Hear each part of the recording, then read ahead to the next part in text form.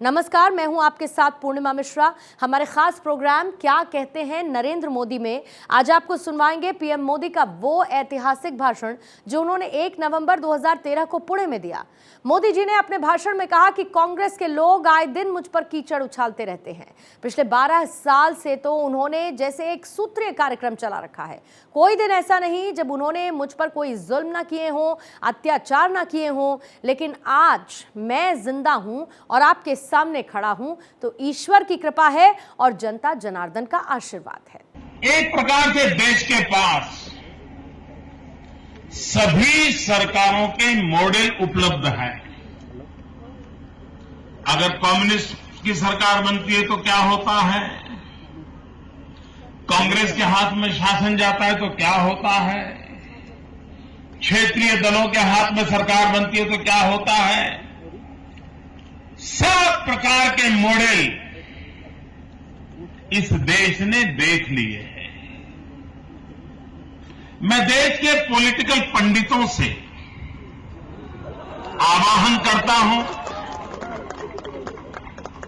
देश के आर्थिक मानकों का अभ्यास करने वाले अर्थशास्त्रियों से आह्वान करता हूं कि एक बार देश में कुछ पैरामीटर पहले तय किए जाए, 10 हो, 25 हो, 30 हो, 35 हो, उन पैरामीटर्स में किस राज्य की किस दल की सरकार ने क्या किया, उसके परिणाम क्या आए, जनता की आशा आकांक्षाओं की पूर्ति में वे काम आए कि नहीं आए। अगर इसका तुलनात्मक अभ्यास होगा तो मित्रों, इस देश की जनता के मन में कभी भी ये सवाल नहीं रहेगा कि भारतीय जनता पार्टी को विजयी बनाना चाहिए या नहीं बनाना चाहिए। ये सवाल कभी रहेगा। जब जहां जहां भाजपा को सेवा करने का मौका मिला है, भाजपा ने बहुत तेज गति से स्थिति को सुधारने में अपना योगदान दिया है। जहां जहां भारतीय जनता पार्टी को सेवा करने का अवसर मिला है, जन आकांक्षाओं की पूर्ति करने का प्रयास उन सरकारों ने किया है। इस देश में एक बार मोरारजी भाई देसाई प्रधानमंत्री थे, एक बार अटल बिहारी वाजपेयी जी प्रधानमंत्री थे। मोरारजी भाई की सरकार में भी भारतीय जनसंघ कहो, भारतीय जनता पार्टी कहो, हम प्रमुख हिस्सेदार थे। और ये देश गवाह है कि हिंदुस्तान के शासन के इतिहास में यही 2 सरकारों का कालखंड ऐसा है जिसमें महंगाई नियंत्रित रखी गई थी, महंगाई बढ़ने नहीं दी गई थी। गरीब व्यक्ति को 2 टाइम का खाना मिलता था।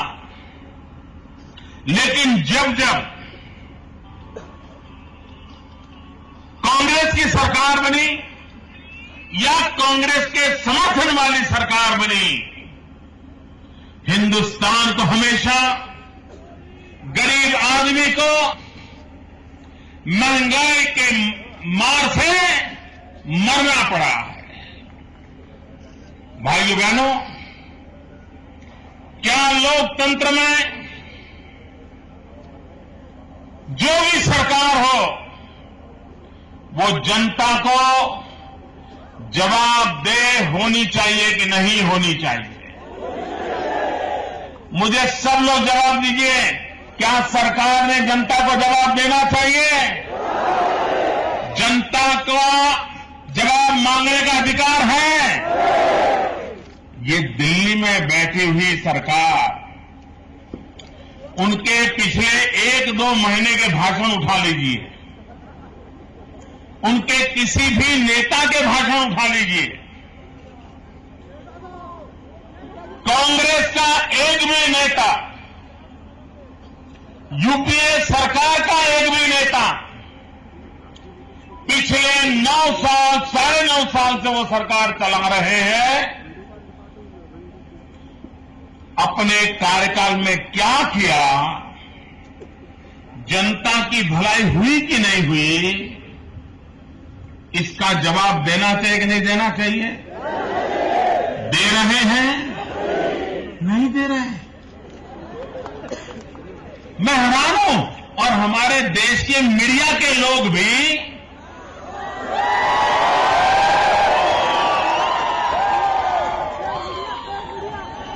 उन तक पहुंच नहीं पाते हैं, न वो कभी उनको मिलते हैं, न मीडिया के सवालों के जवाब देते हैं।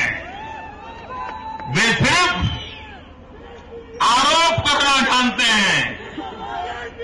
भाइयों बहनों, अरे बैठिए भैया, अरे बैठिए, क्या किस काम के लिए आए हो क्या? भाइयों बहनों, आप देखिए, मीडिया को भी ये इतना अहंकार हो गया है, कांग्रेस को जवाब देने के लिए तैयार नहीं है। हर दिन आरोप लगाते रहते हैं। आजकल फैशन हो गई है। प्रधानमंत्री मनमोहन सिंह जी हैं, सरकार उनकी है, लेकिन जवाब मोदी का मांगा जा रहा है। मोदी ने क्या किया?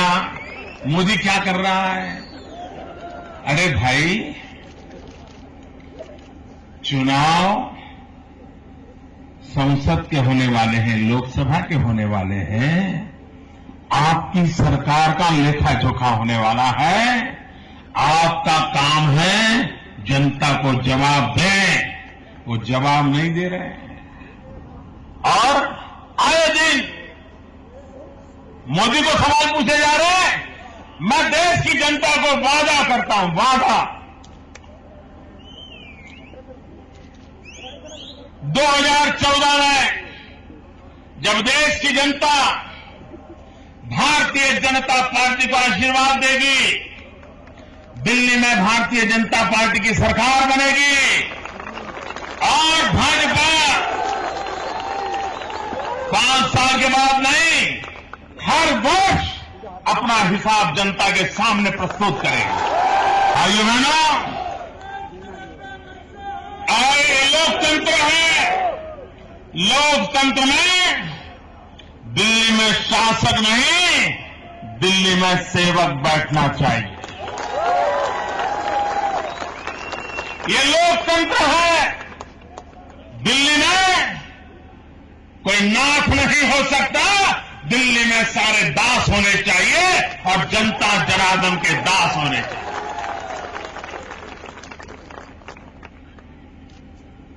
और कांग्रेस के मित्र आए दिन गुब्बारे छोड़ते रहते हैं। गुजरात जवाब दे, गुजरात जवाब दे। अभी 2012 दिसंबर में, यानी 10-11 महीने पहले गुजरात विधानसभा के चुनाव हुए और जो गंध कांग्रेस के मित्र आज फैला रहे हैं, वो गंध 5 साल तक गुजरात में वो फैलाते रहते थे। भारी मात्रा में रुपये लगाते थे। एक से चढ़ करके एक नेता, उसने 10 गाली दी तो दूसरा आकर के 15 देता था। एक ने 4 झूठ फैलाए तो बड़ा आकर के 6 झूठ फैलाता था। 5 साल तक यही कारोबार किया। लेकिन गुजरात की जनता भाजपा सरकार के काम को देखती थी, जानती थी, समझती थी और इसलिए कांग्रेस के मित्रों का एक भी झूठ उनको प्रभावित नहीं कर सका। हमने जनता को एक एक सवाल का जवाब दिया। जनता के हर गिले शिकवे को हमने एड्रेस किया और उसका नतीजा ये आया, तीसरी बार 2/3 बहुमत के साथ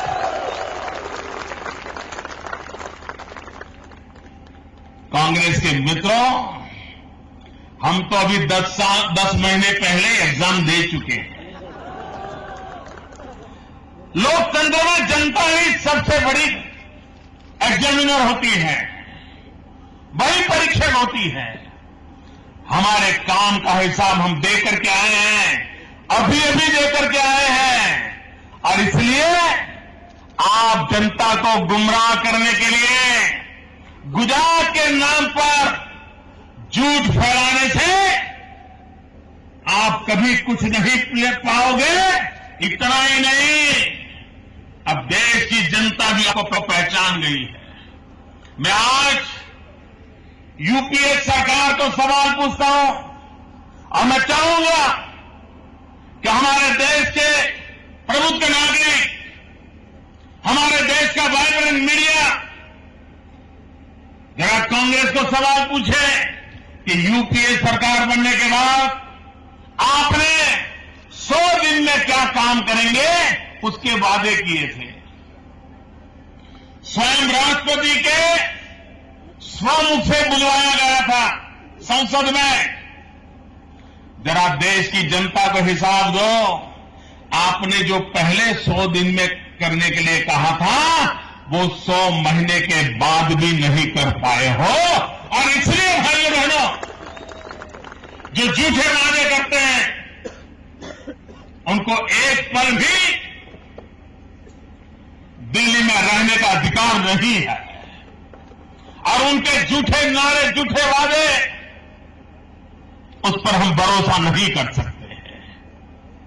ऐसी आंधी आई है, अब कांग्रेस का बचना मुश्किल है। और कांग्रेस के लोग आए दिन कीचड़ उछाल रहे हैं, इतना कीचड़ उछाल रहे हैं, और मुझ पर तो पिछले 12 साल से जैसे 1 पॉइंट प्रोग्राम चलाएंगे।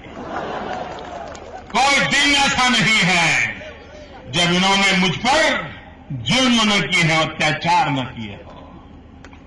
और ईश्वर ने मुझे नेक रास्ते पर चलने की ताकत न दी होती, ईश्वर ने मुझे सच्चाई से समाज की सेवा करने के अवसर न दिया होता, संस्कार न दिए होते, तो ये इतना गंद फैलाते हैं, इतना कीचड़ उछालते हैं, मेरा जीना भी मुश्किल कर देते मित्रों। लेकिन आज मैं जिंदा हूं, आपके सामने खड़ा हूं, ईश्वर की कृपा है, जनता जनार्दन के आशीर्वाद है, और सच्चाई का रास्ता है मित्रों। कांग्रेस इससे सीखे,